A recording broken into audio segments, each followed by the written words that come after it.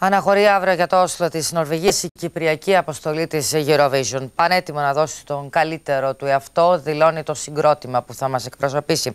Με την ευκαιρία της αναχώρησης της αποστολής, το Rick και οι Islanders έδωσαν συνέντευξη τύπου και αποκάλυψαν πώς θα εμφανιστεί το συγκρότημα επί σκηνής. Γεμάτη κέφι και αισιοδοξία, η κυπριακή αποστολή αναχωρεί αύριο για το Όσλο. Ο Τζον Λίλικριν και οι Islanders ξεκινούν αμέσως δοκιμές. Τετάρτη, η πρώτη επισκηνής δοκιμή. Η υπόσχεση είναι μία. Ελπίζω και εύχομαι να τα πάμε καλά, να περάσουμε από τους ημιτελικούς μετά από τόσα χρόνια και να πάμε και εμείς στον τελικό. Τα παιδιά εδώ είναι επαγγελματίες όλοι, ο καθένας στο χώρο του. I wish you the best. I hope you do the best. And first and enjoy it and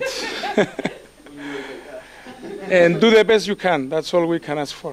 Και είμαστε και οι δύο πολύ ευτυχείς που έχουμε αυτά τα παιδιά, αυτή την ομάδα να ερμηνεύσει το τραγούδι μας. Ο Τζον, όπως και οι υπόλοιποι, είναι όλοι επαγγελματίες μουσική. Θα πούν το τραγούδι ολόσωστα, οπότε μην ανησυχείτε, θα πάμε καλά.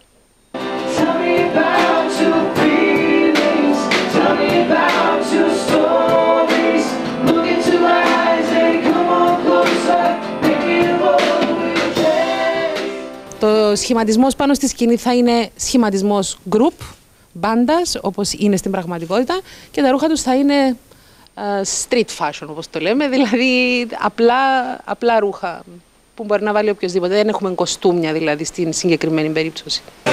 Με διάφορες ενέργειες η Hermes Airport στηρίζει και προωθεί την κυπριακή αποστολή. Το συγκρότημα Islanders βρέθηκε χθες βράδυ στο αεροδρόμιο, όπου και ερμήνευσε το τραγούδι Life Looks Better in Spring.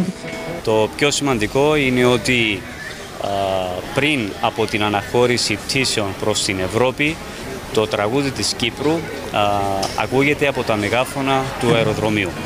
Στο πλαίσιο του 55ου διαγωνισμού της Eurovision θα διεξαχθούν δύο ημιτελικοί στις 25 και 27 Μαΐου. Η Κύπρος θα εμφανιστεί στη 14η θέση στο δεύτερο ημιτελικό.